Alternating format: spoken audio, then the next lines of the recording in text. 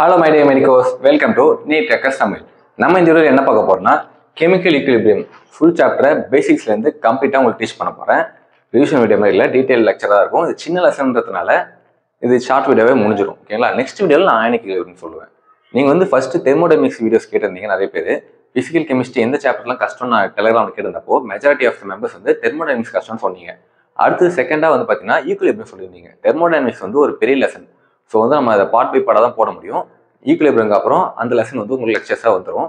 அதே மாதிரி இந்த மாதிரி ஓட்டிங்ஸில் நீங்கள் பார்ட்டிசிபேட் பண்ணணும், உங்களுக்கு NEET related PDFs and videos அப்டேட்ஸ்லாம் உங்களுக்கு ரெகுலராக வரணும்னா நம்ம டெலிகிராம் சேனல் டிஸ்கிரிப்ஷன் லிங்க் இருக்குது, அதில் ஜாயின் பண்ணிக்கோங்க. அப்புறம் இன்ஸ்டாகிராம் ஐடியும் கொடுத்துருக்கேன், அதுலேயும் ஃபாலோ பண்ணி வச்சுக்கோங்க. ரெகுலராக நம்ம டில் நீட் ஆஃப்டர் நீட் வரைக்கும் நான் உங்களுக்கு கைடன்ஸ் கொடுக்க போகிறேன். நிறைய ஸ்ட்ராட்டஜி வீடியோஸும் மேக் பண்ணி போட்டிருக்கோம். ஸோ மறக்காமல் சேனலை சப்ஸ்கிரைப் பண்ணிடுங்க. புதுசாக பார்க்குறீங்களா இருந்தீங்கன்னா மறக்காமல் சப்ஸ்கிரைப் பண்ணிடுங்க. இப்போ இந்த வீடியோவில் கெமிக்கல் ஈக்குலிபிரியம் அப்படின்னா என்னன்னு பார்க்கறதுக்கு முன்னாடி ஈக்குலிபிரியம் அப்படின்னா என்ன நீங்கள் அண்டர்ஸ்டாண்ட் பண்ணணும். ஜென்ரலாக ஈக்குலிபிரியமை மூணாக பிரிப்பாங்க, like mechanical equilibrium, thermal and thermodynamic. First நான் மெக்கானிக்கல் ஈக்குலிபிரியம் அப்படின்னு என்ன சொல்கிறேன். இப்போ வந்து மார்க்கர் எடுத்துக்கோங்க. இது பாருங்க, என் கையில் அப்படியே இருக்கு. இந்த மாதிரி எங்கேயும் பொசிஷன் சேஞ்ச் ஆகலை, வேகமாக ஸ்பீடு சேஞ்ச் ஆகலை, ஒரே இடத்துல அப்படியே இருக்கு, என் கையிலே இருக்கு. அப்போ இது ஒரு ஈக்குலிபிரியமாக இருக்கு, ஒரே இடத்துல அப்படியே இருக்கு கான்ஸ்டன்டா. இல்லை நீங்கள் இந்த போர்டோட எடுத்துக்கோங்க, இந்த வாலில் அப்படியே ஹேங் ஆகிட்டு இருக்கு, எங்கேயும் மூவ் ஆகலை, பொசிஷனும் சேஞ்ச் ஆகலை. அதான் வித் ரெஸ்பெக்ட் டு சரௌண்டிங்ஸ் வந்து பார்க்கும்போது ஒரு ஈக்குலிபிரியமாக ஒரே இடத்துல இருக்கு. இது வந்து மெக்கானிக்கல் ஈக்குலிபிரியம் அப்படின்னு சொல்லுவோம். தெர்மல் ஈக்குலிபிரியம் அப்படின்னா என்னன்னா, ஒரு ஃப்ளாஸ்க்கு, இப்போலாம் டிஜிட்டல் ஃப்ளாஸ்க் வருதுல்ல, காஃபியில் ஹாட் வாட்டர்லாம் ஊற்றி வச்சுக்கலாம். இங்கே வந்து டெம்பரேச்சர் இருக்குன்னு வைங்க, டெம்பரேச்சர் உள்ள காட்டுது. அப்போ நம்ம ஊற்றி வைக்கிற அந்த காஃபியோ ஒரு ஹாட் வாட்டரோ ஊற்றி வைக்கிறோம்னா ஒரு கான்ஸ்டன்ட்டாக நான் சொல்கிறேன் ஒரு 40 டிகிரி செல்சியஸ் இருக்குன்னு வைங்க. ஒரு 15 மினிட்ஸ் கழிச்சு வந்து பார்த்தா பெரிய வேரியேஷன் இருக்காது, 40 டிகிரி செல்சியஸ் அப்படியே இருக்கும். அது உள்ள இருக்கிற அந்த ஹீட், அந்த தெர்மல் எனர்ஜி வந்து அப்படியே மெயின்டைன் ஆகும். அப்போ அது தெர்மல் ஈக்குலிபிரியத்தில் இருக்கு அப்படின்னு சொல்லலாம். தெர்மோடைனமிக் ஈக்குலிபிரியம் அந்த கிளாசிஃபிகேஷன் கீழே தான் நம்ம பார்க்குற கெமிக்கல் ஈக்குலிபிரியம் வரப்போகுது. தெர்மோடைனமிக் ஈக்குலிபிரியம் அப்படின்னா என்னன்னா, ஒரு சிஸ்டத்துல அந்த தெர்மோடைனமிக் ப்ராப்பர்ட்டிஸ் ஆர் இன் கான்ஸ்டன்டா இருக்கும், கான்ஸ்டன்டா மெயின்டைன் ஆகிட்டு இருக்கும். லைக் பிசிக்கல் அண்ட் கெமிக்கல்னு பிரிப்பாங்க. பிசிக்கல்னா லைக் அது ஒரு ஸ்டேட்னு சொல்லலாம், ஒரு liquid or solid state, through the reaction அந்த ஸ்டேட்லேயே இருக்கலாம். கெமிக்கல்னு எடுத்திங்கன்னா அது ஒரு டெம்பரேச்சர், பிஹெச் எல்லாமே ஒரு கான்ஸ்டன்ட்டாக மெயின்டைன் ஆகிட்டு இருக்கும். அந்த மாதிரி இப்போதைக்கு நான் இங்கே உங்களுக்கு எல்லா டேட்டெல்லாம் சொன்னால் உங்களுக்கு அண்டர்ஸ்டாண்ட் ஆகாது, ஜஸ்ட் தெரிஞ்சு வச்சுக்கோங்க. கெமிக்கல் ஈக்குலிபிரியம் இருக்கு, தெர்மோடைனமிக் ஈக்குலிபிரியம் கிளாசிஃபிகேஷன் கீழே வரும் கெமிக்கல் ஈக்குலிபிரியம். இப்போ இதை டீட்டெயிலாக பார்க்கறதுக்கு முன்னாடி reversible process and irreversible process அப்படின்னா என்னன்னு பார்க்கலாம். இப்போ இர்ரிவர்சிபிள் ரியாக்ஷன், ரிவர்சிபிள் ரியாக்ஷன் அப்படின்னு என்னன்னு பார்க்கலாம். எதுக்காக இந்த ரெண்டு டைப்பை நம்ம பார்க்குறோம் அப்படின்னு கேட்டிங்கன்னா, கெமிக்கல் ஈக்குலிபிரியம், இந்த ஈக்குலிபிரியம்ன்றது எந்த டைப் ஆஃப் ரியாக்ஷனில் வரும்னா ரிவர்சிபிள் டைப் ஆஃப் ரியாக்ஷன். அதனால தான் இது ரெண்டு பேரும் நம்ம டிஃப்ரென்ஸ் பார்க்குறோம். ஓகேங்களா? இர்ரிவர்சிபிள் ரியாக்ஷன் அப்படின்னு என்னன்னா, லைக் இர்ரிவர்சிபிள், திரும்பவும் ரிவர்ஸ் பண்ண முடியாது. லைக் நீ போகிற பாதை இந்த ஒரு வழி பாதை, இங்கே போக மட்டும் தான் முடியும், திரும்ப ரிட்டர்ன் வர முடியாது, மூவி டைலாக்லாம் இருக்குல்ல, அந்த மாதிரி தான். Process takes place in one direction மட்டும் தான். இன்கேஸ் ஒரு ரியாக்டன்ஸ் இருக்கு, ரியாக்ஷன் நடந்து ப்ராடக்ட்ஸாக கன்வெர்ட் ஆகும், அவ்வளோதான். அது ரியாக்டன்ஸ் ப்ராடக்டாக கன்வெர்ட் ஆகிடும். திரும்ப அந்த ப்ராடக்ட் ரியாக்டன்ஸாக கன்வெர்ட் ஆக முடியாது. ஓகேங்களா? அதுதான் இங்கே வந்து ஈக்குலிபிரியம் அட்டைன் ஆகாது. இர்ரிவர்சிபிள் ரியாக்ஷனில் ஈக்குலிபிரியம் அட்டைன் ஆகாது. சிம்பிள் கொஸ்டின் கேட்கணும்னா equilibrium attains in which type of reaction அப்படின்னு கேட்பாங்க. அப்படி கேட்டாங்கன்னா இர்ரிவர்சிபிள் கிடையாது, ரிவர்சிபிள் தான் அட்டைன் ஆகும். ஓகேங்களா? எக்ஸாம்பிள் வந்து பார்த்தீங்கன்னா, ஒரு பிரிசிபிடேஷன் ரியாக்ஷன், பிரிசிபிடேஷன் தெரியும்ல, ஒரு பிரிசிபிடேட் ஃபார்ம் ஆகி செட்டில் ஆகும். ஓகேங்களா? ரியாக்ஷன்ல லைக் NaCl + AgNO3 அது ரியாக்ட் ஆனால் என்ன ஃபார்ம் ஆகும்னா AgCl. இதுதான் பிரிசிபிடேட். இது வந்து செட்டில் ஆகிடும் கீழே, ஒரு டெஸ்ட் டியூப்லையோ இதில் பண்ணும்போது செட்டில் ஆகி கீழே வந்துடும். ப்ளஸ் NaNO3 இதுதான் basic example precipitation reaction. And இன்னொரு எக்ஸாம்பிள் வந்து பார்த்தீங்கன்னா neutralisation reaction of strong acid plus strong base. இது வந்து எக்ஸாம்பிள் ஆஃப் இர்ரிவர்சிபிள் ரியாக்ஷன். ஓகேங்களா? இந்த ஸ்ட்ராங் ஆசிட், ஸ்ட்ராங் பேஸ் அப்படிலாம் என்னன்னு தெரியலனா ஒன்றும் பிரச்சனை இல்லை, தெரிஞ்சிருந்தா ஓகே, தெரியலனா நம்ம அயானிக் ஈக்குலிபிரியம் அதை பற்றி பார்ப்போம். ரிவர்சிபிள் அந்த டைப் வந்து பார்த்தீங்கன்னா போத் ஃபார்வர்ட் அண்ட் பேக்வர்ட் ரெண்டுத்துலையுமே ரியாக்ஷன் நடக்கும். ரியாக்டன்ஸ் ப்ராடக்டாக கன்வெர்ட் ஆகும், அதே சமயத்தில் அங்கே ப்ராடக்டாக ஃபார்ம் ஆகிடுத்து திரும்பவும் ரியாக்டன்ஸாக பேக் கன்வெர்ட் ஆகும். புரியுதுங்களா? ரியாக்ஷன் வந்து ப்ராடக்ட் கன்வெர்ட் ஆகினே இருக்குது, அதே சமயத்தில் அந்த ப்ராடக்ட் வந்து திரும்பவும் ரியாக்டன்ஸாக பேக்வேர்டில் வரும், ஃப்ரண்ட்லேயும் போகும் பேக்லேயும் வரும். அதுதான் இங்கே நடக்குது ரிவர்சபிளில். இங்கே வந்து பார்த்தீங்கன்னா இங்கே தான் ஈக்குலிபிரியம் அட்டைண்ட் ஆகும். ஸோ நான் ஒரு சும்மா எக்ஸாம்பிள் சொல்கிறேன். ஒரு சாக் பீஸ் ரெடி பண்ணுறோம். இங்கே சாக் பீஸ் பவுடர் மேலே மிஷினில் கொட்டினே இருக்கிறாங்க. சாக் பீஸ் ப்ரொடியூஸ் ஆகுது. அதே சமயத்தில் சாக் பீஸ் கரைஞ்சி திரும்ப அந்த பவுடர் வந்துட்டே இருக்குது. அந்த மாதிரி சிம்பிள். இது வந்து ஈஸி அண்டர்ஸ்டாண்ட் சொல்கிறேன். சாக் பீஸ் ஃபார்ம் ஆகுது, அதே சமயத்தில் திரும்பவும் அது பேக்கப் பவுடர் வந்து இருக்குது. ஓகேங்களா? இதுதான் பேசிக் எக்ஸாம்பிள். இதில் தான் ஈக்குலிபிரியம் அட்டைண்ட் ஆகும். எக்ஸாம்பிள் வந்து பார்த்தீங்கன்னா நியூட்ரலைசேஷன் ரியாக்ஷன் எதுனா weak acid plus weak base, இல்லைனா strong acid plus weak base, இல்லைனா weak acid plus strong base. ரெண்டுமே ஸ்ட்ராங்காக இருந்தால் அது இர்ரிவர்சிபிளாக இருக்கும். ரிவர்சிபிள் அதுதான். ஓகேங்களா? எந்த டைப் ஆஃப் ரியாக்ஷனில் இப்போ ஈக்குலிபிரியம் அட்டைன் ஆகும்? Reversible type of reaction. ஓகேங்களா? இப்போ நம்ம கெமிக்கல் ஈக்குலிபிரியம் சாப்டருக்குள்ள டீப்பாக போகலாம். கெமிக்கல் ஈக்குலிபிரியம் அதுக்கு ஒரு எக்ஸாம்பிள் பார்க்கலாம். Reaction simple example ammonia formation. N2 + 3H2 gives 2 moles of ammonia. ஓகேங்களா? இது வந்து ஈக்குலிபிரியம் இருக்கும். இந்த ரியாக்ஷன் ஈக்குலிபிரியம் இருக்குன்றதை எப்படி நம்ம டினைட் பண்ணோம்னா இந்த டைப் ஆஃப் ஆரோஸை வச்சு பாருங்க. இப்படி போட மாட்டாங்க. ஃபிஷ் ஹூக் ஆரோஸ்ன்னு வாங்க. இப்படி போட்டு இல்லை பாய்தான் இருக்கும். இது வந்து ஃபார்வர்டு, இது வந்து பேக்வேர்டு. ஃபார்வர்டு அண்ட் பேக்வேர்ட் ரெண்டுமே கான்ஸ்டன்ட்டாக இருக்குது அப்படின்னு டினோட் பண்ணுறதுக்கு தான் இந்த டைப் ஆஃப் ஆரோஸை நம்ம யூஸ் பண்ணுவோம். ஓகேங்களா? அப்போ ஏதோ ஒரு ரியாக்ஷன் நீ பார்க்கும்போது இந்த மாதிரி ஆரோ வந்து என்ன அர்த்தம்? அது வந்து ஒரு ஈக்குலிபிரியம் ரியாக்ஷன் அப்படின்னு அர்த்தம். ஓகேங்களா? இப்போ இந்த ரியாக்ஷன் எப்படி இருக்குன்னா ரேட் ஆஃப் அந்த ஃபார்வர்ட் ரியாக்ஷனும் ரேட் ஆஃப் பேக்வேர்ட் ரியாக்ஷனும் ஈக்குவலாக இருக்கும். Rate of forward reaction equal to rate of backward reaction. ஓகேங்களா?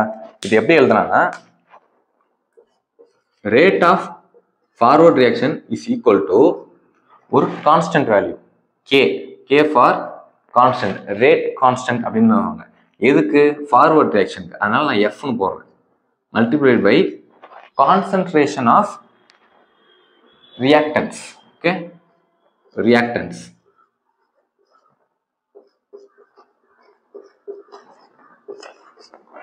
ஓகேங்களா? அடுத்தது rate of backward reaction is equal to rate constant of பேக்வர்ட்ல அப்போ B into concentration of products. Okay, இப்போ இது எப்படி எழுதலாம்? இது வந்து நான் சொன்னேன் இது ரெண்டும் ஈக்குவல்னா அப்போ இது ரெண்டையும் நம்ம ஈக்குவல் பண்ணலாம். அப்போ rate constant of forward reaction multiply concentration of reactants is equal to rate constant of backward reaction multiplied by product. இதுல ஒரு क्वेश्चन கேட்பாங்க. எல்லாரும் பார்த்திருப்பீங்க. ஒரு ரியாக்ஷனை கொடுத்துட்டு ஃபைண்ட் தி K ஈக்குலிபிரியம் அப்படின்னு கொடுத்துருவாங்க. அதை எப்படி ஃபைண்ட் பண்ண போறோம்ன்றதுக்கான பேசிக்ஸ் தான் இது. ஓகேங்களா? இது வரைக்கும் புரிஞ்சா இப்போ ரேட் ஆஃப் ஃபார்வர்ட் பை அப்படி இதை இங்க கொண்டு வரேன், இதை அங்க கொண்டு போறேன். அப்போ KF by KB is equal to concentration of products by concentration of reactants. ஓகேவா? இப்போ இது இருக்கு பாருங்க, KF by KB. இதை தான் K ஈக்குலிபிரியம் அப்படின்னு சொல்லுவாங்க. K ஈக்குலிபிரியம் இப்போ புரிஞ்சா? K ஈக்குலிபிரியம் என்ன? Rate constant of forward reaction by rate constant of backward reaction. இதுதான். இப்போ இது கண்டுபிடிக்க சொன்னா நம்ம என்ன பண்ணணும்? கான்சன்ட்ரேஷன் ஆஃப் ப்ராடக்ட் பை ரியாக்டன்ஸை கண்டுபிடிச்சா K ஈக்குலிபிரியம் ஃபைண்ட் பண்ணிடலாம். இதை எப்படி பண்ணுவோம்னு சம்ஸ்லாம் இந்த வீடியோலாம் சால்வ் பண்ணுவேன். இப்போதைக்கு K ஈக்குலிபிரியம் எப்படி டெரைவ் பண்ணன்றது தெரிஞ்சா ஓகே, சிம்பிள். புரியலாம் திரும்ப பாருங்க, ஈஸி அண்டர்ஸ்டாண்ட் ஆகும். ஈஸியாக தான் சொல்லியிருக்கேன். ஓகே, K ஈக்குலிபிரியம்னா என்னன்னு சொன்னால அது வந்து எப்போ equal to 1, less than 1 or greater than 1 எப்போ இருக்குன்னு சொல்றத ஒரு கிராஃப் வச்சு நான் உங்களுக்கு எக்ஸ்பிளைன் பண்றேன். ஒரு பேசிக் ரியாக்ஷன் ஒன்று எடுத்துக்கோங்க. ஏன்றது ரியாக்டன்ஸ், பின்றது ப்ராடக்ட் ஃபார்ம் ஆகுது. இது வந்து ஈக்குலிபிரியம்ல இருக்கு. யாரும் எப்படி பண்ணணும் சொன்னேன், இதுன்னு போடணும்னு சொன்னேன். ஓகேங்களா? இப்படி போட்டா கான்சன்ட்ரேஷன் ஆஃப் ரியாக்டன்ஸ், இந்த மாதிரி போட்டா கான்சன்ட்ரேஷன் ஆஃப் ப்ராடக்ட்ஸ். ஓகேங்களா? இப்போ வந்து கேஸ் எப்போ K ஈக்குலிபிரியம் லெஸ் தென் 1 அப்படி இருக்குன்னு பார்க்கலாம். ஃபர்ஸ்ட் கேஸ் K ஈக்குலிபிரியம் என்ன ஃபார்முலா சொன்னேன் நான்? K equilibrium equal to concentration of products by concentration of reactants. அதாவது இங்க என்ன ப்ராடக்ட்? B தான் நம்ம ப்ராடக்ட் சொல்றோம். அப்போ concentration of B by concentration of A. இதை வச்சே சொல்லலாம் கே ஈக்குவலிபிரியம் எப்போ வரும், டிவைட் பண்ணும்போது எப்போ லெஸ் தென் 1 வரும்னு பார்த்தீங்கன்னா, நியூமரேட்டர் சின்னதாக இருந்து டினாமினேட்டர் பெருசாக இருந்தால் தான் லெஸ் தென் 1 வரும். ஓகேங்களா? அப்போனா இது வந்து ஒரு ஈக்குவலிபிரியம்ல இல்லைன்னு அர்த்தம். அதுக்கான எக்ஸாம்பிள் தான் பார்க்க போகிறோம். கிராஃப் வரைஞ்சு நான் சொல்கிறேன்.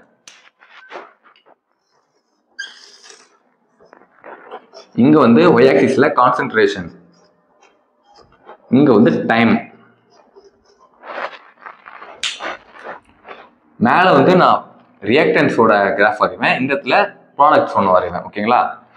யூஸ்வலாக ரியாக்ஷன் நடக்கும் முன்னாடி கான்சன்ட்ரேஷன் வந்து 0ல் இருக்கும். ஓகேங்களா? இங்கே வந்து நம்ம 0லேருந்து ஸ்டார்ட் பண்ணி இங்கே கான்சன்ட்ரேஷனோட வேல்யூஸ் அப்படி இன்க்ரீஸ் ஆகினா போகுது, இங்கே டைமோட வேல்யூ இன்க்ரீஸ் ஆகி போகுதுன்னு வச்சுக்கோங்க. இங்கே வந்து ரியாக்ஷன் நடக்க என்ன ஆகும், ரியாக்டன்ஸோட வேல்யூ குறைச்சிட்டே வரும்ல. ரியாக்டன்ஸ் குறைக்குதுன்னா என்ன அர்த்தம், ப்ராடக்ட் அங்கே ஃபார்ம் ஆகுதுன்னு அர்த்தம். அப்போ இங்கே ப்ராடக்ட் அப்படியே ஃபார்ம் ஆகிட்டே வரும். ரியாக்டன்ஸ் குறைஞ்சிட்டே வரும், இங்கே ஃபார்ம் ஆகிட்டே வரும்.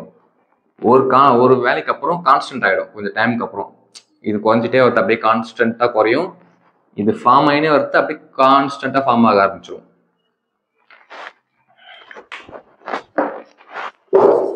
இது நான் கொஞ்சம் ஜிக்ஸாக வரைஞ்சாலும் இது ஸ்ட்ரைட் லைன்னு கன்சிடர் பண்ணிக்கோங்க. ஆனால் எப்போ இது கான்ஸ்டன்ட்டாக ஃபார்ம் ஆகுதுன்னு சொல்லிட்டு பாருங்க, அதை தான் நம்ம ஈக்குவலிபிரியம் அப்படின்னு சொல்லுவோம்.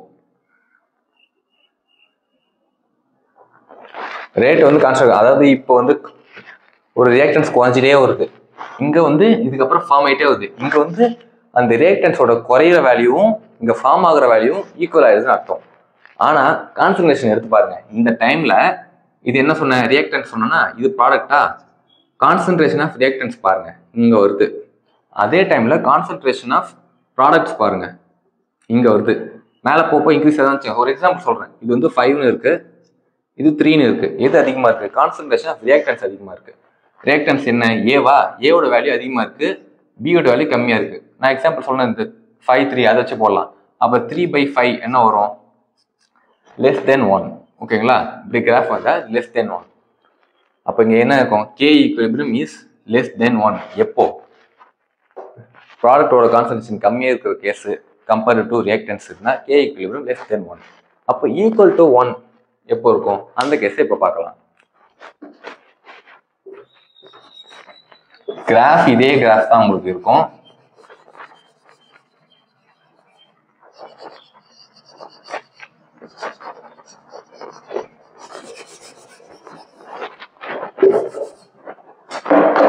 சேம் கான்சன்ட்ரேஷன் டைம் தான், ரியாக்ஷன் நடக்க ஸ்டார்ட் ஆயிடுச்சு, கான்சன்ட்ரேஷன் ஆஃப் ரியாக்டன்ஸ் குறைஞ்சிட்டே வருது, இப்படியே வருது, கான்ஸ்டன்ட் ஆயிடுது. இப்படி வந்து அப்படியே அது குறைய எங்கள் ப்ராடக்ட் ஃபார்ம் ஆகிட்டே இருக்கும்.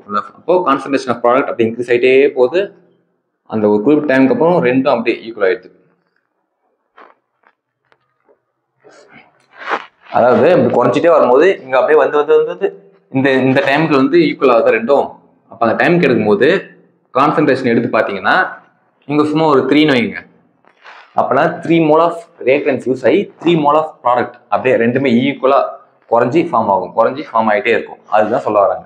அதே சமயத்தில் நான் ஈக்குவலிபிரியம் சொன்னேன்ல, ஃபார்ம் ஆகுது மட்டும் இல்லை, அந்த குறைஞ்ச ரியாக்டன்ஸ் வந்து ப்ராடக்ட் ஃபார்ம் ஆகுதுல, எப்படி ஏலேருந்து பிக்கு போதா, அதே சமயம் பிலேருந்து ஏக்கும் ஃபார்ம் ஆகிட்டே இருக்கும். ஃப்ரண்ட்லேயும் ஃபார்ம் ஆகும், ப்ராடக்ட்ஸ் வந்து மறுபடியும் ரியாக்டன்ஸாகவும் ஃபார்ம் ஆகும். அதுதான் இந்த ஈக்குவலிபிரியம் ஸ்டேட். இந்த ஸ்டேட்டில் ரெண்டுத்தோட கான்சன்ட்ரேஷனும் ஈக்குவலாக இருக்கும். அப்போ இங்கே 3ன்னு வச்சுன்னா மேலே 3/3 என்ன வரும், 1.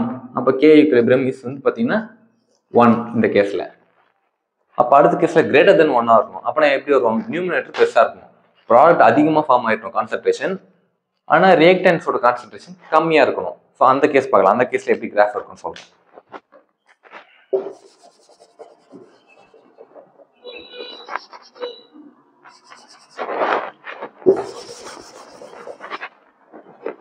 சேம் தான், ரியாக்ஷன் ஸ்டார்ட் ஆயிடுச்சு, கான்சன்ட்ரேஷன் ஆஃப் ரியாக்டன்ஸ் அப்படியே குறைஞ்சிட்டே வருது, அப்படியே வருது, இப்படி வந்துருச்சு.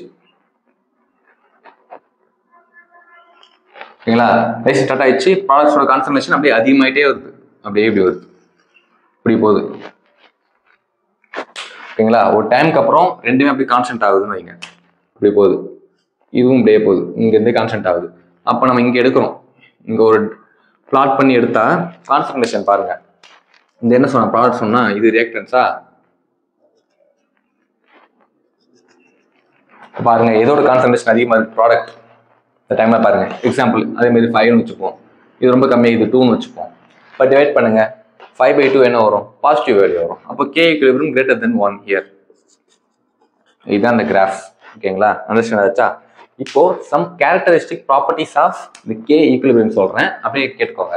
K equilibrium வந்து பார்த்தீங்கன்னா is in A dynamic equilibrium அதில் இருக்கும். K equilibrium எதில் இருக்குன்னா ஒரு டைனமிக் ஈக்குலிபிரியத்தில் இருக்கும்.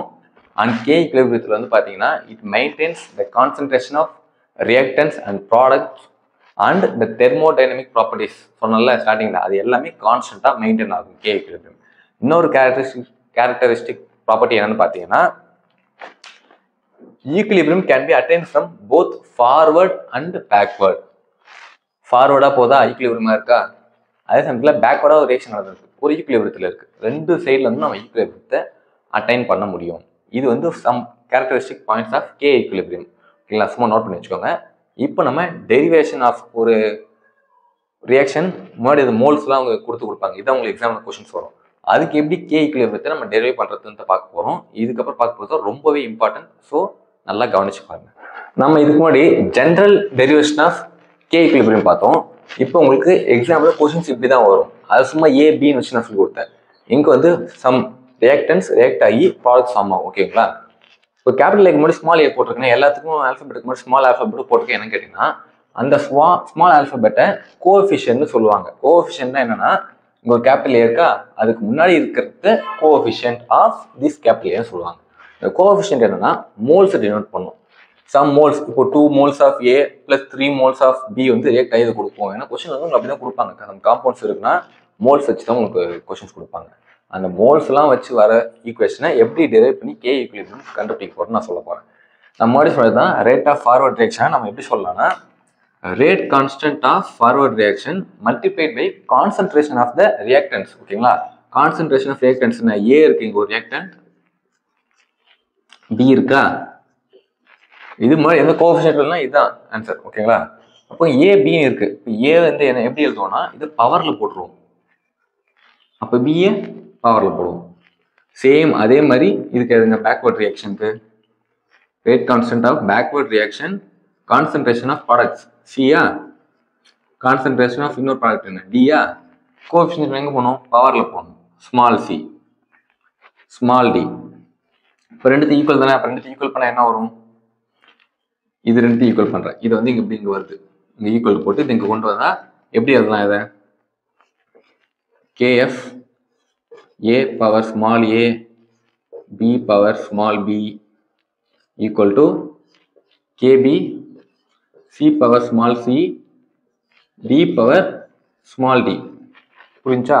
இப்போ நம்ம அங்கே பண்ணுமே அதே மாதிரி தான் ஃபார்வர்டு இங்கே பேக்வர்டு இங்கே கொண்டு வரும். இந்த கான்சன்ட்ரேஷன் அங்கே கொண்டு போகிறோம். அப்போனா கேஎஃப் பை கேபி இதுதான் நம்ம என்னன்னு சொன்னோம் K ஈக்குவல்னு சொன்னோமா, ரெண்டு ஒன்று தான். எப்படி இருக்கும்? இது அங்கே போகுது. கான்சன்ட்ரேஷனா C whole power small C D power small D A power small A B power small B. ஓகேங்களா? அங்கே என்ன இருந்துச்சு ப்ராடக்ட்ஸ் பை ரியாக்டன்ஸா, இங்கே என்ன இருக்கு சிடின்னு தர ப்ராடக்டா ஏபின்னு தனி ரியாக்டன். கரெக்டாக வருதா? இப்போ இதை நம்ம இன் டர்ம்ஸ் ஆஃப் கான்சன்ட்ரேஷன் நம்ம சொல்லியிருக்கோம். அப்போ இங்கே K equilibrium எப்படி எழுதலாம்னா K equilibrium சொல்லலாம், இன்னும் ஸ்பெசிஃபிக்காக சொல்லலாம் KCன்னு சொல்லுவாங்க. K equilibrium in terms of concentration சொன்னால் KCன்னு போட்டு சேம் இதை அப்படியே இங்கே எழுதிடுங்க.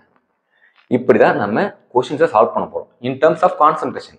அதுவே இந்த reaction in terms of gaseous reaction வந்தால் எப்படி எழுதணும்ட்டு அதுக்கு வேற ரியாக்ஷன் இருக்குது. இந்த மாதிரி சிம்பிளாக இல்லை, அது ஈஸி தான். அது எப்படி டெரைவ் பண்ணி நான் சொல்ல போகிறேன். அது மோல் ஃப்ராக்ஷன் இருக்குது. இந்த மூணு தான் உங்களுக்கு டீப்பாக நடத்தணும்னா இந்த மூணு கான்செப்ட் தான் கொஸ்டின் வரும். பேசிக்காக இதில் தான் கொஸ்டின் வரும். அடுத்த லெவல் கேஷியஸ் ரியாக்ஷன். இன்னும் கொஞ்சம் லெவல் இன்க்ரீஸ் பண்ணணும்னு நினச்சாங்கன்னா அந்த மோல் ஃப்ராக்ஷன் வச்சு கேட்கலாம். இது உங்களுக்கு புரிஞ்சா? ஓகேங்களா? கேசினாலும் K equilibrium ஒன்று தான். ஏன் கேசி சொல்கிறோம்? இன் டர்ம்ஸ் ஆஃப் கான்சன்ட்ரேஷன் நம்ம இங்கே எக்ஸ்பிரஸ் பண்ணியிருக்கோம் K equilibrium. அதனால கேசின்னு சொல்லலாம். இதுதான் உங்களுக்கு அல்டிமேட் இந்த எண்டு. இப்படிதான் நம்ம இதே ஃபார்மேட்டில் தான் ரியாக்ஷன் மோல்ஸ் கொடுத்து நம்ம டெரைவ் பண்ணுவோம். நான் சம் சால்வ் பண்ணுவேன். முதல்ல அந்த டெரிவேஷன் பார்ட்லாம் உங்களுக்கு நடத்தி முடிச்சிடறேன். இப்போ in terms of gaseous reaction பார்க்கலாம். இன் டர்ம்ஸ் ஆஃப் கான்சன்ட்ரேஷன் பார்த்துட்டோம். இப்போ இன் டர்ம்ஸ் ஆஃப் கேஷஸ், அதாவது கேஷஸ் ரியாக்ஷன்ல எப்படி டெரைவ் பண்ணலாம் சொல்லிட்டு. இப்போ வந்து இங்க ரியாக்டன்ஸ் ப்ராடக்ட்ஸ் எல்லாமே கேஷியஸ் காம்பவுண்ட்ஸ் தான். ஓகேங்களா? அப்படினால ஜின்னு ரெப்ரசென்ட் பண்ணியிருக்கேன். இப்போ இதுக்கு ஈக்குலிபிரியம் கான்ஸ்டன்ட் எழுதுங்கன்னு சொன்னா எப்படி? அதே தான், concentration of product by concentration of reactants தான். ஆனா வந்து அங்க வந்து ஒரு சாலிட் ரியாக்ஷன், அதனால வெறும் கான்சன்ட்ரேஷன் ரெப்ரசென்ட் பண்றோம். இங்க வந்து கேஸ்ன்றதுனால இது எப்படி மென்ஷன் பண்ணோம்னா partial pressure, in terms of partial ப்ரெஷர்ல மென்ஷன் பண்ணுவோம். அதை தான் பீன்னு சொல்றேன். பீனா என்னன்னா பார்ஷியல் ப்ரெஷர். இங்க சி போடனா partial pressure of C, partial pressure of D அப்படின்னு அர்த்தம். அதே தான் அங்க எப்படி வெறும் கான்சன்ட்ரேஷன் ஆஃப் சீன் போட்டோம். இங்க கேஸ்ன்றதுக்காக டிஃபரன்ஷியேட் பண்ணி காமிக்கிறதுக்காக பி சீன் போடுவோம். அதாவது partial pressure of C power small C, அது வந்து மோல். அதே தான், அந்த மோல் வந்து கோஎஃபிஷியன்ட் இருக்கு, பவர் போடும். அதே மாதிரி எழுதிருக்கேன். இது கேஷியஸ் ரியாக்ஷனால in terms of partial pressure சொல்றதுனால கேபி அப்படின்னு சொல்றோம். ஈக்குலிபிரியம் கான்ஸ்டன்ட் கேபின்னு சொல்லலாம். அங்க வந்து கேசி சொன்னோம்னா அதே மாதிரி கேபின்னு சொல்லலாம். இப்போ இந்த கேபிக்கும் கேசிக்கும் தான் நம்ம ரிலேஷன் கொண்டு வர போறோம். அது எப்படி கொண்டு வரலாம்? அது வந்து கான்சன்ட்ரேஷன்ல இருக்கு, இது பார்ஷியல் ப்ரெஷர்ல இருக்கு. ஸோ அந்த பார்ஷியல் ப்ரெஷர்ல இருக்க டேர்ம்ஸை கான்சன்ட்ரேஷனுக்கு நம்ம மாத்தலாம். எப்படி மாத்தலாம்னா, நீங்க கேஸ் ஸ்டேட்டு இல்லைன்னா 11th வேற சாப்டர்ஸ் படிச்சிருப்பீங்க. இது இல்லை பேசுகிறோம், நிறைய இடத்துல வந்திருக்கும். பிவி ஈக்குவல் டு என்ஆர்டி, ரொம்பவே ஒரு famous and familiar equation. PV equal to NRT ideal gas equation சொல்லுவாங்க. இங்க பிவினா என்னன்னா, பினா ப்ரெஷர், வினா வால்யூம், என்னா மோல், ஆர்னா கேஸ் கான்ஸ்டன்ட், டீனா டெம்பரேச்சர். ஓகேங்களா? அதுக்கு முன்னாடி நார்மல் கான்சன்ட்ரேஷனோட ஃபார்முலா என்ன? மோல் பை வால்யூமா? கான்சன்ட்ரேஷன் என்ன? Mole by volume. அதுதான் கான்சன்ட்ரேஷனோட ஃபார்முலா. அப்போ இங்க வி இருக்கா, வால்யூம் இந்த பக்கம் கொண்டு போங்க, என்ன வரும்? என் பை வி வந்துருமா? ஸோ இந்த என் பை வி பதிலாக இங்க சி போடலாம். சி போடலாமா? அப்போ இந்த ரியாக்ஷன் எப்படி வரும்? இந்த ஈக்குவேஷன் எப்படி வரும்னா P ஈக்குவல் டு சிஆர்டி அப்படின்னு வரும். அப்போ இந்த ஆர்டி நான் இந்த பக்கம் கொண்டு வரேன். இந்த பக்கம் கொண்டு வந்து என்னன்னா பி பை ஆர்டி, அதான் எழுதியிருக்கேன். C equal to P by RT. அப்போ பினா இந்த ஆர்டி இந்த பக்கம் கொண்டு போனா பி ஈக்குவல் டு சிஆர்டி. அப்போ இந்த பிவி ஈக்குவல் டு என்ஆர்டியை இன் டேர்ம்ஸ் ஆஃப் கான்சன்ட்ரேஷன் வச்சு இந்த ஈக்குவேஷன் நம்ம கொண்டு வரலாம். பி ஈக்குவல் டு சிஆர்டி, இந்த கான்சன்ட்ரேஷன் இருக்கா? அப்போ இந்த பி இருக்கிற எல்லா இடத்துலையும் இந்த சிஆர்டியை நம்ம சப்ஸ்டிட் பண்ண போறோம். இந்த பிசின்றதுனால concentration of C into RT. அதாவது இங்க சி இருக்கிறதுனால சி போட நினைக்காதீங்க. இப்போ இங்க பாருங்க, இது என்ன டினோட் பண்ணணும்னா கான்சன்ட்ரேஷன் ஆஃப் ஏ இல்லைன்னா கான்சன்ட்ரேஷன் ஆஃப் பி இல்லை கான்சன்ட்ரேஷன் ஆஃப் சிடியை மென்ஷன் பண்ணுது. இங்க வந்து கான்சன்ட்ரேஷன் ஆஃப் நம்ம இங்க C partial pressure of C போடுறதுனால பார்ஷியல் ப்ரெஷரோட கான்சன்ட்ரேஷன் ஆஃப் சி. புரியலையா? குழப்பற மாதிரி இருக்கானே? இல்லை அண்டர்ஸ்டாண்ட் ஆகுது தானே? இங்க சி வந்து பார்ஷியல் ப்ரெஷர், இங்க வந்து அந்த சியோட கான்சன்ட்ரேஷன். ஓகேங்களா? அதுதான் சி போட்டிருக்கேன். ஆர்டி இங்க பீக்கு இந்த பீக் இங்க இந்த பிடிக்கு பதில் இங்க கான்சன்ட்ரேஷன் வச்சு சொல்றோம். அப்போ என்ன சிஆர்டியா? சினா என்ன? கான்சன்ட்ரேஷன். அப்போ concentration of D RT power small D. அதே மாதிரி இங்க பிஏவா, அதுக்கு பதில் இந்த ஃபார்முலா சப்ஸ்டிட் பண்றோம். Concentration of A RT power small A. அதே மாதிரி ஓகேவா? இப்போ இந்த பவர்லாம் உள்ள திரும்பி மல்டிப்ளை பண்ணுங்க. உள்ள மல்டிப்ளை பண்ணா எப்படி வரும்? சி எங்க மல்டிப்ளை பண்ணா இங்கேயும் ஸ்மால் சி வரும், இந்த ஆர்க்கு மேலே ஸ்மால் சி வரும், இங்க டீக்கு மேலே ஸ்மால் சி வரும். நான் அந்த கான்சன்ட்ரேஷன் மட்டும் தனியாக எடுத்து வெளியே எழுதிக்கிறேன். புரியுதுங்களா? உள்ள மல்டிப்ளை பண்ணதுக்கு அப்புறம் கான்சன்ட்ரேஷன் மட்டும் தனியாக எழுதிருக்கேன்.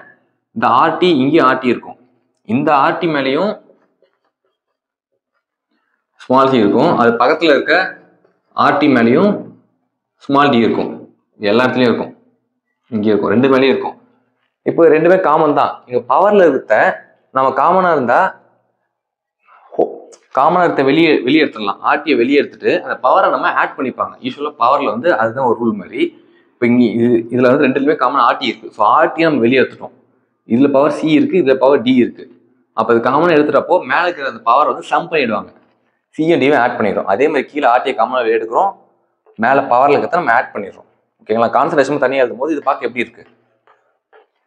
இதை மட்டும் பாருங்க. முன்னாடி படித்தோம்ல கேசி, இந்த கேஷியஸ் ரியாக்ஷன் எல்லாம் இருந்து கேக்கு கண்டுபிடிச்சா இப்படி தானே வரும். கேசின்னு தான் சொல்லுவாங்க. இது மொத்தத்தையுமே இந்த பாட்டு மட்டும் கேசின்னு தானே சொல்லுவோம். புரிச்சா? அதை நம்ம எப்படி எழுதலாம்? அப்போ கேபி ஈக்குவல் டு இந்த மொத்த டைம் கேசின்னு எழுதலாம். கேசி இங்க ஆர்டி இருக்குல்ல, இந்த ஆர்டி மேல போச்சுன்னா என்ன ஆகும்? டினாமினேட்டர்ல இருக்கு, நியூமினேட்டருக்கு இப்படி போச்சுன்னா மைனஸ் ஆகும் இங்க இருந்து போறது. ஓகேங்களா? எப்படி மைனஸ்னா ரெண்டுமே மேல போனா காமன் ஆயிடுமா? ஆர்டி இந்த பவர்ல இருக்கிறது மைனஸ் ஆகும். C plus D minus of A plus B இப்படி எழுதுவோம். ஓகேங்களா? புரிஞ்சுன்னா ரொம்பவே சந்தோஷம். இல்லை உங்களுக்கு புரியல, எனக்கு குழப்புதுன்னா கடைசியாக ஒரு ஈக்குவேஷன் எழுதுவேன், அதை மட்டும் நான் வச்சுனா போதும். இப்படி வருமா? இதை நம்ம எப்படி எழுதலாம்னா, இதெல்லாம் எல்லாமே ஸ்மால் சி ஸ்மால் டி எல்லாமே ஸ்மால் மோல்ஸை குறிக்குது. அப்போ இது எப்படி எழுதலாம்னா, டெல் என் அப்படின்னு என்ன அர்த்தம்னா moles of products minus moles of reactants. அது எப்படி எழுதுவாங்க? மோல்ஸ் ஆஃப் ப்ராடக்ட்ஸ் என்ன? சி பிளஸ் டியா minus moles of reactants A plus பியா, அதானே இது. அப்போ இதுக்கு நம்ம என்ன சப்ஸ்டியூட் பண்ணலாம்? டெல் என் அப்படின்னு சப்ஸ்டியூட் பண்ணலாம். அப்போ என்ன உங்களுக்கு ஃபைனல் ஈக்குவேஷன் வரும்னு பார்த்தீங்கன்னா,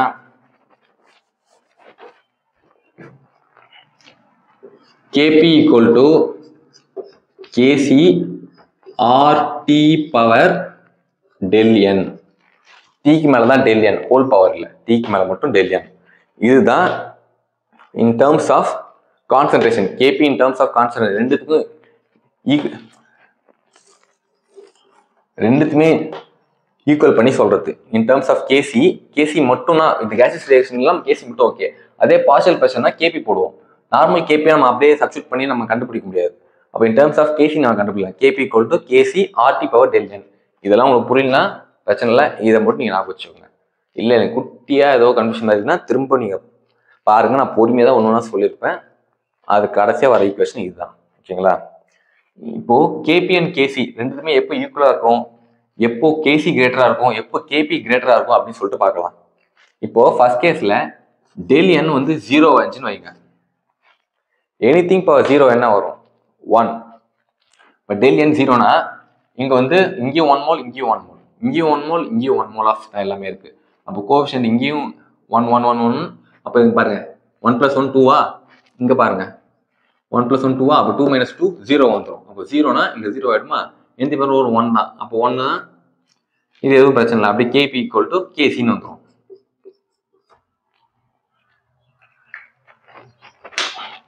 இப்போ இந்த டெல் என் வேல்யூ கிரேட்டர் தென் 0வா இருக்கு.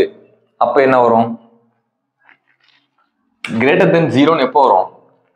ப்ராடக்ட்ஸோட மோல் வந்து அதிகமாக இருக்கும் போது. லைக் இங்கே வந்து 4 இருக்கு, இங்கே அதே 1 1 தான் இருக்கு. ரெண்டுத்தையும் ஆட் பண்ண என்ன வரும்? இங்கே 5ன்னு வரும். இது ரெண்டுத்தையும் ஆட் பண்ணுங்க 2ன்னு வரும். அப்போ என்ன ஆன்சர்? 3யா? பவர் n வந்து 3யா இருந்தால் என்ன அர்த்தம்? உள்ளது ஆர்டி பவர் இங்கே 3 இருக்குன்னு வைங்க. கேபி வந்து எப்போ கேசிக்கு ஈக்குவலாக இருக்குன்னா கேசியை சம் வேல்யூவால் நம்ம மல்டிப்ளை பண்ணுறோம். அப்போது கேபிக்கு ஈக்குவல் பண்ணும்போது கேசியை சில எக்ஸ்ட்ராவாக சில நம்பரில் மல்டிப்ளை பண்ணும்போது ஈக்குவலாக வருதுன்னு அர்த்தமா? அப்போ எது ரொம்ப அதிகமாக இருக்குது? கேபி இதுன்னு அதிகமாக இருக்குன்னு அர்த்தம். ஓகேவா? கேபி இஸ் கிரேட்டர் தென் கேசி. புரியல? குழப்பற மாதிரி இருக்கா? ஒன்றுமே இல்லை. இப்போ இது வேல்யூ வந்து 3ன்னு வைங்க, கேசி வந்து 1ன்னு வைங்க. எப்படி நம்ம ஈக்குவல் பண்ணுவோம்? இந்த சைடு மல்டிப்ளை பை 3 போடலாம். சம்திங் ஒரு வேல்யூ வச்சு நம்ம மல்டிப்ளை பண்ணும்போது தான் ஈக்குவல் ஆகுது. அப்போ சின்னதாக இருக்கவே தான் ஒரு சம்திங் வேல்யூவால் நம்ம மல்டிப்ளை பண்ணுறோம். அப்போ எது கிரேட்டர் நார்மலாக? இதுதானே பெருசு, அதுதான் சொல்கிறேன். அப்போ எப்போ கேசி அதிகமாக இருக்கும்? கேபி அதிகமாக இருக்கும்போது. கேசி எப்போ அதிகமாக இருக்கும்? கேபி கம்மியாக இருக்கும்போது. அப்போ இங்கே என்ன வரும்? பவரில் மைனஸ் வேல்யூ வரலாம். மைனஸ் வேல்யூ எப்போ வரும்? மோல்ஸ் ஆஃப் ரியாக்டன்ஸ் அதிகமாக இருந்தால், லைக் இங்கே 5 போட்டோம்னா இங்கே 2வா இருந்து இங்கே 5வா இருந்தால் என்ன ஒரு ஆன்சர்? -3. அப்போ மைனஸாக வரும்போது எது கிரேட்டராக இருக்கும்? மைனஸாக வரும்போது கேசி கிரேட்டர் தென் கேபி. ஓகேங்களா? எனக்கு இது புரியல, வேண்டாம், இது ஒன்றும் இம்பார்ட்டே இல்லை. இதுதான் உங்களுக்கு இம்பார்ட்டன்ட். நான் இது ஜென்ரலாக சொல்கிறேன். இந்த ரியாக்ஷன் ஓகேவா? இந்த ஈக்குவேஷன் புரிஞ்சில? மோடி கேசி சொன்னேன், அது புரிஞ்சா? அவ்வளோதான். இது ரெண்டு பார்த்தாவே உங்களுக்கு நீட் எக்ஸாம் இதில் இருந்தால் கொஸ்டின் வரும். அடுத்தது in terms of mole fraction இருக்குது. ஆனால் ஈக்குவேஷன் மட்டும் சொல்கிறேன், டெரிவேஷன் வேணால். இந்த டெரிவேஷனே உங்களுக்கு போதும். ஃபர்ஸ்ட் ஸ்டார்டிங் கேசி பார்த்தோம் in terms of concentration, then KP பார்த்தோம் இன் டேர்ம்ஸ் ஆஃப் கேசஸ் ரியாக்ஷனுக்கு. இப்போ in terms of mole fraction பார்க்கலாம். அதே எக்ஸாம்பிள், அதே ஜெனரல் ஈக்குவேஷன் எடுத்திருக்கேன். அக்கார்டிங் டு டால்டன்ஸ் லா அவர் என்ன சொல்றாருன்னா, partial pressure of A substance ஒரு ஏன்னு வச்சுங்க is equal to mole fraction times of its T total, அதாவது டோட்டல் ப்ரெஷர். ஓகேங்களா? அதாவது partial pressure of is equal to mole fraction of A multiply பிடி. Mole fraction of A, mole fraction என்ன bro தெரியலன்னு கேட்டீங்கன்னா, மோல் ஃப்ராக்ஷன் ஒன்றும் இல்லை, இப்போ ஒரு டோட்டல் மோல் இருக்கு, இந்த ஏவும் பி சேர்ந்தா ஒரு ரியாக்ஷன் நடந்துட்டு இருக்கு. அதுல ஏவோட மோல் எந்த ஃப்ராக்ஷன் எந்த அளவுக்கு இருக்கு, லைக் ஒரு ரியாக்ஷன் ஜார்ல ஏவும் பியும் இருக்கு, சேர்ந்து ரியாக்ஷன் நடந்துருக்குது. இது வந்து n, இது n, இது என்னன்னா மோல்ஸ் டினோட் பண்ணுது. அப்போ மோல் ஃப்ராக்ஷன் ஆஃப் ஏ எவ்வளோன்னு கேட்டீங்கன்னா mole NA by NA plus NB, total மோல்ல NA அது மட்டும், இதுதான் மோல் ஃப்ராக்ஷன் ஆஃப் A. அதே மோல் ஃப்ராக்ஷன் ஆஃப் Bன்னு கேட்டீங்கன்னா mole of B by total mole, இது வந்து NTன்னு சொல்லலாம், இல்லை NA plus NBன்னு சொல்லலாம். இதுதான் மோல் ஃப்ராக்ஷன். ஓகேங்களா, அதான் mole fraction of A multiply PT. அதே மாதிரி PBக்கு mole fraction of B multiply PT. PTனா டோட்டல் ப்ரெஷர், AB ரெண்டுத்தையும் சேர்த்தா டோட்டல் ப்ரெஷர் வரும். அதுதான் இந்த சிக்கு வந்து PC ஈக்குவல் டு இந்த XC மல்டிப்ளை PT அப்படின்னு போடலாம். அப்படி போட்டால் என்ன வரும்னா நார்மலாக நம்ம கேசியஸ் ரியாக்ஷன் வந்து எப்படி எழுதுவோம், PC இந்த மோடி சொன்னால அதுதான் partial pressure of C power அது மூலு, பார்ஷியல் ப்ரெஷர் ஆஃப் B அது power B, product by reactants மாதிரி எழுதுவோம். இப்போ இங்கே சப்ஸ்டியூட் பண்ணுறோம், இந்த PCக்கு பதில் என்ன சப்ஸ்டியூட் பண்ணுவோம், PAக்கு பதில் என்ன சப்ஸ்டியூட் பண்ணுவோம், அதை எழுதிட்டால இன் டர்ம்ஸ் ஆஃப் இந்த ஃபார்முலா வச்சு சப்ஸ்டியூட் பண்ணால் எப்படி வரும், ஓ சியா, அப்போ XC என்ன PTயா, PT பவர் ஸ்மால் c, அப்படியே மல்டிப்ளை பை டியா, அப்போ XDயா PTயா பவர் ஸ்மால் d பை XAவா PTயா ஸ்மால் ஏவா XB PT ஸ்மால் b. ஓகேவா, புரிஞ்சுச்சு தானே? இது எப்படி எழுதலாம், அப்படியே இந்த x இருக்குல்ல அதை மட்டும் தனியாக எடுக்கிறேன். இந்த PTலாம் காமனாக இருக்கிறதுனால எல்லாத்தையும் காமனாக வெளியே எடுத்துட்டேன். மேலே வந்து C + D, கீழே வந்து A + Bன்னு இருக்கும். நான் கீழே எடுத்த மேலே எடுத்துட்டோம்னா -7 சொன்னல, போன இதில் சொன்னதுனால அதை அப்படியே எழுதியிருக்கேன். PT காமனால டோட்டலாக வெளியே எடுத்துட்டோம். டிவைடர் கீழே டினாமினேட்டர்லேருந்து மேலே வந்து அது மைனஸ் ஆகும். கீழே A இருக்குது, A + Bன்னு வெளியே காமனாக எடுப்போம், கீழே வந்து மேலே வருது, அதனால நெகட்டிவ் ஆகுது. ஓகேவா, இதெல்லாம் வெளியே வந்துருக்குல்ல. இப்போ இதை நம்ம என்னன்னு சொல்லுவோம்னா, இதை மட்டும் என்னன்னு சொல்லுவாங்கன்னா KX அப்படின்னு சொல்லுவாங்க, equilibrium constant in terms of mole fraction. அப்போ KP is equal to KX PTயா, PT இது என்ன சொன்னேன், டெல் என்னன்னு சொன்னா பவர் டெல் n. இதுதான் ஃபார்முலா.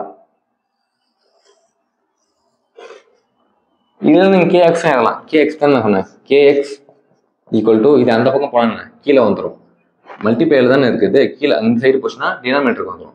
ஸோ டினாமினேட்டர்ல இருக்கிறத நம்ம மேலே கொண்டு வந்தால் நெகட்டிவ் ஆகும்னு சொன்னல, அதுதான் இது அந்த பக்கம் போயிட்டு தான் மேலே எத்தனை வரணும் அர்த்தம். அப்போ KX equal to KP multiply இங்கே கீழே இருந்தது மேலே வந்தால் PT பவர் -n, நெகட்டிவ் ஆகும்னு சொன்னல, காத்துல பண்ணது புரியலையா, நான் இப்போ சொல்றேன்.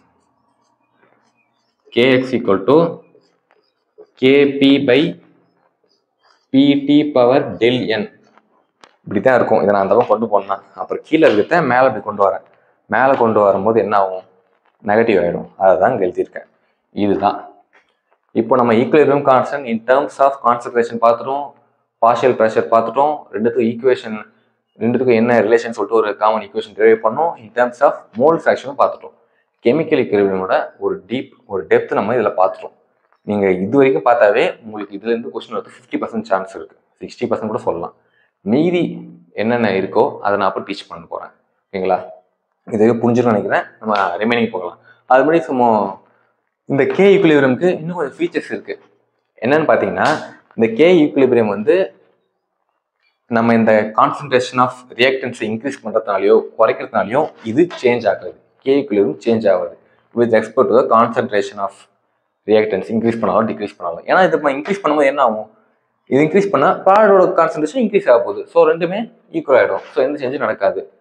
சரி, நம்ம கேட்டலிஸ்ட் யூஸ் பண்ணுறோம், அப்போ K ஈக்குலிபிரியம் மாறுமான்னு கேட்டிங்கன்னா, கேட்டலிஸ்ட் யூஸ் பண்ண என்ன ஆகும், இந்த ரியாக்ஷன் இன்னும் கொஞ்சம் வேகமாக நடக்கும்.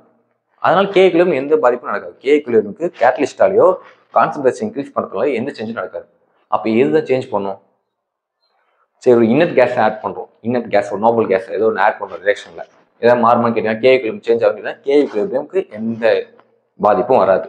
அப்போ ஏதாவது ஒரு பாதிப்பு திரும்பினா temperature can affect K equilibrium. ஓகேங்களா, என்ன அஃபெக்ட் பண்ணும், டெம்பரேச்சர் மட்டும் தான் அஃபெக்ட் பண்ணும்.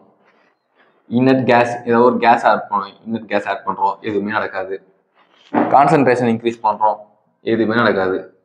கேட்டலிஸ்ட் யூஸ் பண்ணுறோம், எதுவுமே நடக்காது. Only temperature can affect K equilibrium. ஓகேங்களா? இன்னும் ரிமைனிங் சின்ன கான்செப்ட் தான், சீக்கிரமாக லெசன் முடிஞ்சிடும். அதை பார்ப்போம். கே ஈக்குலிபிரியம் இந்த ஸ்டோய்கியோமெட்ரிக் கோஎஃபிஷியன்ட் சொல்லுவாங்க. ஒன்றும் இல்லை, ஸ்டோய்கியோமெட்ரிக் கோஎஃபிஷியன்ட்னா அந்த மோல்ஸை டினோட் பண்ணுற அந்த கோஎஃபிஷியன்ட் வேல்யூ இருக்குல்ல, அதனால கே ஈக்குலிபிரியம் எப்படிலாம் சேஞ்ச் ஆகும்னு சொல்ல போகிறேன்.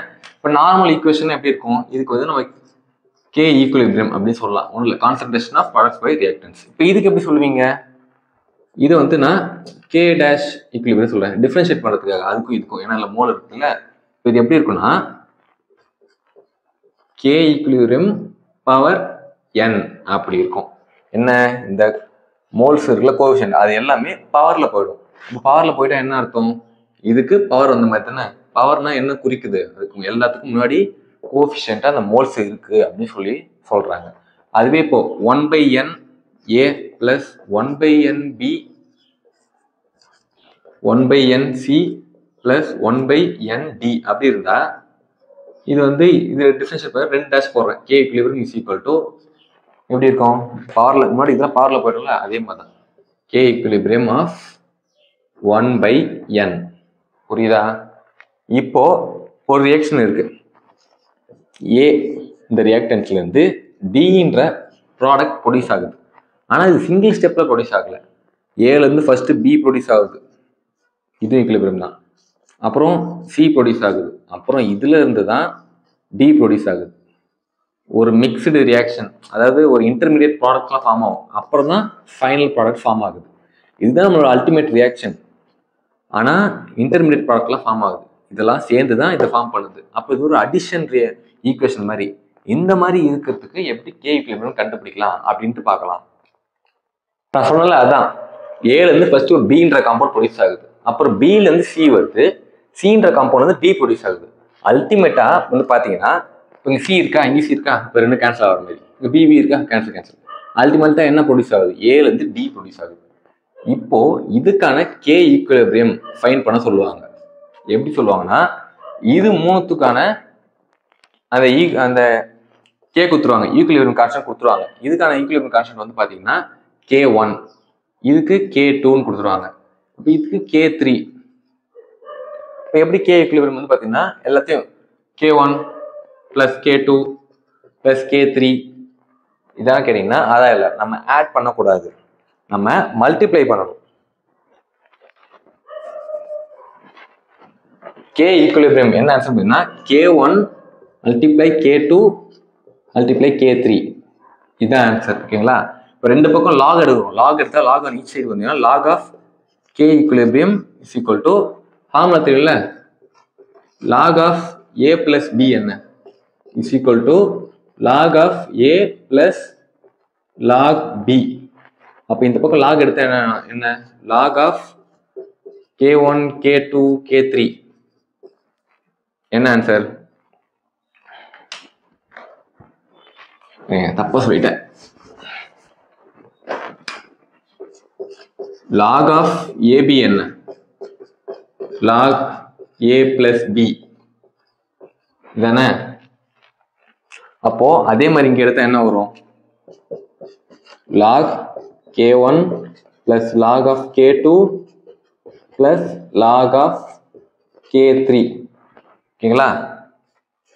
லாக் எடுத்தா இதான் ஆன்சர். லாக் எடுக்கும்போது தான் அடிஷன் பண்ணுவாங்க. அப்படியே கே ஈக்குலிபிரியம் கண்டுபிடிச்சா எல்லாத்தையும் மல்டிப்ளை பண்ணணும். ஓகேங்களா? இதை வச்சு நான் எக்ஸாம்பிள் சொல்லுவேன். அதுக்கு முன்னாடி ஹோமோஜினஸ் ரியாக்ஷன், ஹெட்ரோஜினஸ் ரியாக்ஷன் அப்படிலாம் பார்க்கலாம். ஒரு சில இப்போ இந்த ரியாக்டன்ஸ் இருக்குல்ல, ரியாக்டன்ஸ் அதை வந்து நம்ம இந்த கே ஈக்குலிபிரியம் கண்டுபிடிக்கும் போது அதை எடுத்துக்க மாட்டோம், அதை அப்படியே நெக்லெக்ட் பண்ணிடுவோம்.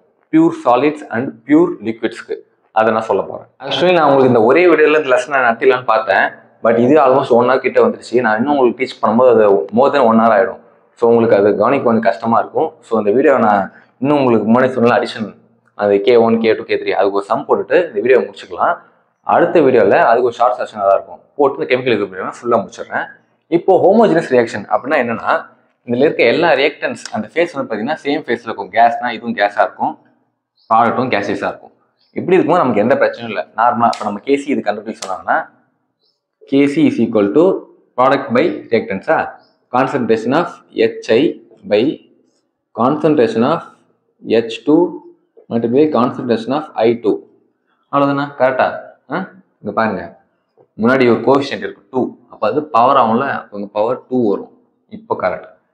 இப்போ KP partial pressure of HI by partial pressure of H2 partial pressure of I2. ஓகேவா? கரெக்டா? அதே தான், இந்த 2 போடலாம், அப்போ இங்கே தான் போகும். இது எந்த பிரச்சனையும் இல்லை. இப்போ ஹெட்ரோஜினஸ் ரியாக்ஷன், இது பாருங்க, கால்சியம் கார்பனேட்ன்றது என்ன? ஒரு சாலிட் F. CaO என்ன? அதுவும் ஒரு சாலிட். CO2 அதுதான் கேஷியஸ். இப்போ இதுக்கு KC எதை சொல்றாங்க? KC கண்டுபிடி. KC equal concentration of CaO concentration of CO2 by concentration of CaCO3.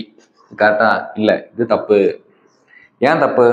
எப்பவுமே இந்த KC ஈக்குவல் கான்ஸ்டன்ட் கண்டுபிடிக்கும் போது சாலிடோ இல்லைன்னா பியூர் லிக்விடோ இருந்தால் அதை நம்ம எடுத்துக்கூடாது. ஏன் எடுத்துக்க கூடாதுன்னு கேட்டிங்கன்னா, இந்த மாதிரி சாலிட்ஸ்லாம் வந்து பார்த்தீங்கன்னா ஒரு டெஃபினிட் ஷேப்பாக ஒரு எலமெண்ட்ஸ் ரொம்ப டைட்டாக இருக்கும் அந்த மாலிக்யூல்ஸ்லாம். ஸோ அது வந்து இந்த ஈக்குவல் கான்ஸ்டன்ட் மேலே எந்த ஒரு சேஞ்சும் கொடுக்க போதில்ல. த்ரூ த ரியாக்ஷன் அது கான்ஸ்டன்டாக தான் இருக்கும், எந்த சேஞ்சுமே நடக்காது. அப்படி சேஞ்சுமே நடக்காதப்போ அதை நம்ம கன்சிடர் பண்ண தேவையில்லை. இது சாலிட்ஸ் அண்ட் பியூர் லிக்விட்ஸ், அப்போ நம்ம எடுக்கக்கூடாது. அப்போ என்ன கரெக்ட் ஆன்சர்? கேசின்னு வந்து பார்த்தீங்கன்னா கான்சன்ட்ரேஷன் ஆஃப் ப்ராடக்ட்ஸ் பை ரியாக்டன்ட்னா ப்ராடக்ட்ஸில் கேஸஸ் CO2 இருக்குது, அப்போ அதை எடுத்துக்கலாம். Concentration of CO2. இப்போ ரியாக்டன் சைடில் எதுவுமே இல்லை, சாலிட் தான் இருக்குது, அப்போ நம்ம எடுத்துக்கலாம். அப்போ கேசி வந்து பார்த்தோன்னா இதுதான் ஆன்சர். அப்போ KP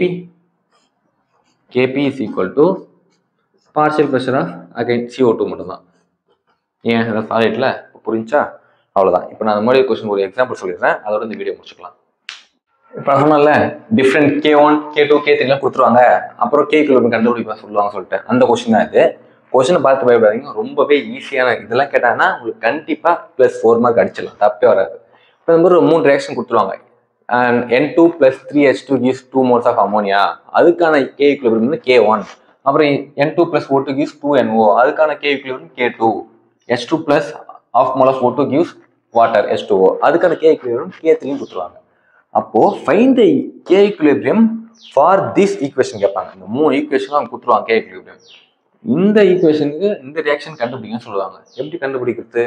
இதை வச்சு எப்படி கண்டுபிடிக்குது? அது வேற ரியாக்ஷன், இது 3 வேற ரியாக்ஷன் கேட்டீங்கன்னா நல்லா பாருங்க, இந்த 3 ரியாக்ஷன்ல இருந்து இந்த ரியாக்ஷன் நம்ம கொண்டு வரலாம். அது எப்படின்னா, இந்த பக்கம் பாருங்க அமோனியா இருக்கா, இந்த பக்கம் ஆக்சிஜன் இருக்கு. அப்போ அதுல இருந்து N2 + H2 வருது, இங்க NO ஃபார்ம் ஆகுதா, அப்போ வாட்டரும் இந்த பக்கம் இருக்குது. அப்போ ரெண்டுமே இந்த பக்கம் ப்ராடக்டா இருக்கு. அப்போ இது இந்த ரியாக்ஷன்ஸோட ப்ராடக்ட்ஸ் தான் ஃபைனலா வருது. இங்க வந்து அமோனியா வந்து பாருங்க ரியாக்டன் சைடு இருக்கு, அங்க இங்க ப்ராடக்ட் பக்கம் இருக்கு. அப்போ இது ஏதோ சரியில்லைன்னு கேட்டீங்கன்னா அப்போ அது நம்ம சேஞ்ச் பண்ணிக்கலாம், ரியாக்ஷனை மாத்திக்கலாம். ஏன்னா இது ஈக்குவலிபிரியம் இருந்தா ரெண்டு பக்கம் வந்து எப்படி இருந்தாலும் ஒரே மாதிரி நடக்க போகுது. இந்த பக்கம் இது வந்துச்சுன்னா இதுல இருந்து இது ரியாக்டன் சைடு வந்தா இது ப்ராடக்ட் சைடு போயிடும். அப்போ ஈக்குவலிபிரியம் போது எப்படி இருந்தாலும் ஈக்குவேஷன் ஒரே மாதிரி தான். புரியலையா? இப்போ பாருங்க, நம்ம இந்த ஈக்குவேஷனை கொண்டு வரணும். அது எப்படி கொண்டு வரலாம்னா,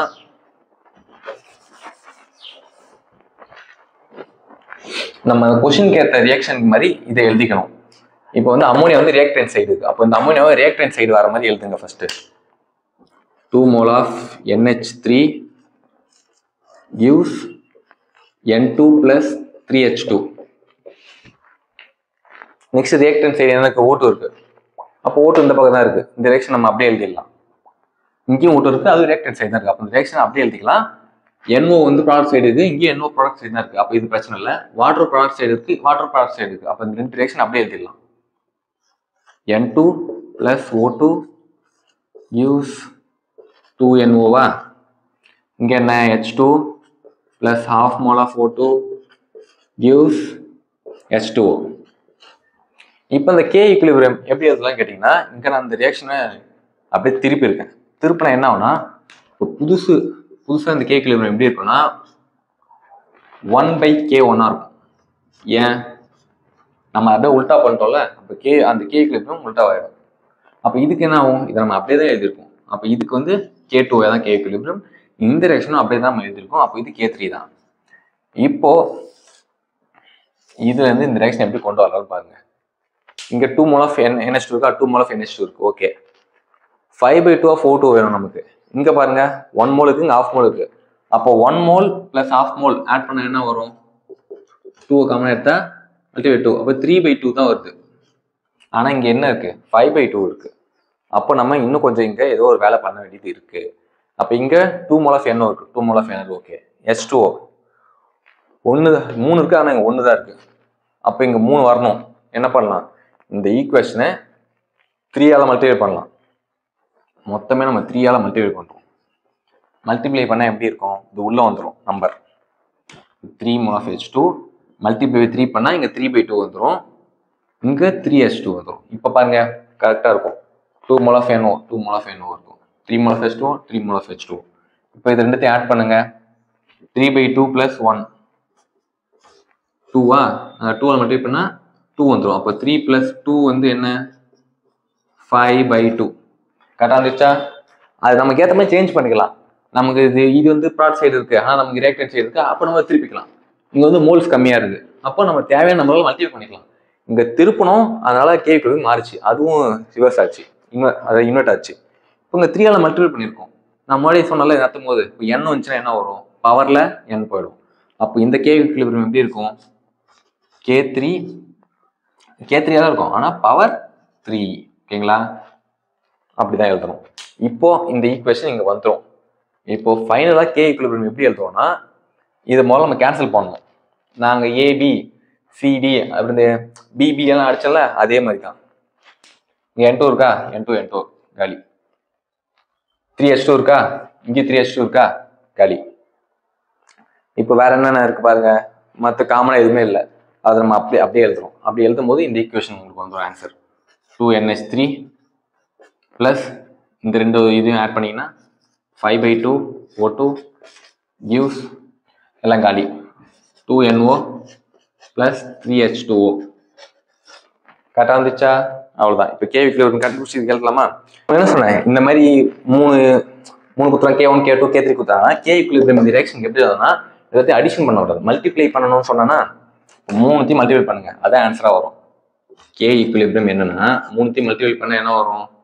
1/K1 மல்டிப்ளை K2 அப்படியே இருக்கு, K2 multiply K3 power 3 K3 power 3. இது எப்படி எழுதலாம்? இது டினாமினேட்டர்ல இருக்கு, இது எல்லாம் நியூமினேட்டர்ல இருக்கு.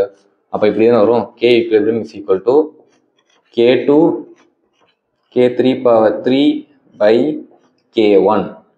இதுதான் அந்த கொஸ்டினுக்கான ஆன்சர். ஈஸியா புரிஞ்சிச்சா? தேவைன்னா நம்ம திருப்பிக்கலாம், மல்டிப்ளை பண்ணிக்கலாம். நம்ம என்னென்ன சேஞ்ச் பண்றோமோ அந்த சேஞ்சை கே ஈக்குலிபிரியம் நம்ம சேஞ்ச் பண்ணணும். இங்க சேஞ்ச் பண்ணிட்டு அப்படியே வச்சிங்கன்னா ஆன்சர் தப்பா வரும். இங்க 4ஆல் மல்டிப்ளை பண்ணினா பவர்ல 4 வரும். இந்த ரியாக்ஷன் நான் திருப்பி இருந்தேன்னா இது 1/K2 ஆயிருக்கும். புரிஞ்சா? இந்த மாதிரி கொஸ்டின் உங்களுக்கு இருக்கும். ப்ரீவியஸ் இயர்ல எடுத்து பாருங்க, சால்வ் பண்ணுங்க, மாடியூல சால்வ் பண்ணுங்க. நம்ம அடுத்த பார்ட்ல இருந்து effect of temperature on K equilibrium, அப்புறம் பிசிக்கல் ஈக்குலிபிரியம், அது சின்னதான். மற்ற ரிமைனிங் கான்செப்ட் எல்லாமே ஒரு 1/2 hour தான் வரும். நான் இந்த வீடியோ கூட ரொம்ப லென்த்தியாகிடும் சொல்லிட்டு தான் நான் இங்கே கட் பண்ணிடுறேன். நீங்கள் இது வரைக்கும் நோட்ஸ் எடுத்து படிங்க, உங்களுக்கு கிளியர் அண்டர்ஸ்டாண்ட் ஆகிருக்கும். இல்லை எனக்கு இந்த வீடியோவில் இன்னும் ஏதோ ஒரு சில இடத்துல புரியுதுன்னு சொன்னீங்கன்னா அந்த டைமை கமெண்ட்ல சொல்லுங்கள். அந்த டைமில் வந்து இது அண்டர்ஸ்டாண்ட் ஆகாதுன்னு சொல்லிட்டு சொல்லுங்கள். நான் உங்களுக்கு நெக்ஸ்ட் வீடியோவில் அதை இன்னும் கூட தெளிவாக அண்டர்ஸ்டாண்ட் பண்ணுறேன், அண்டர்ஸ்டாண்ட் பண்ண வைக்கிறேன். ஓகேங்களா? மறக்காமல் சேனலுக்கு சப்ஸ்கிரைப் பண்ணிவிட்டு லைக் பண்ணிவிட்டு உங்கள் ஃப்ரெண்ட்ஸ்க்கு ஷேர் பண்ணிடுங்க. தேங்க்ஸ் ஃபார் வாட்சிங்.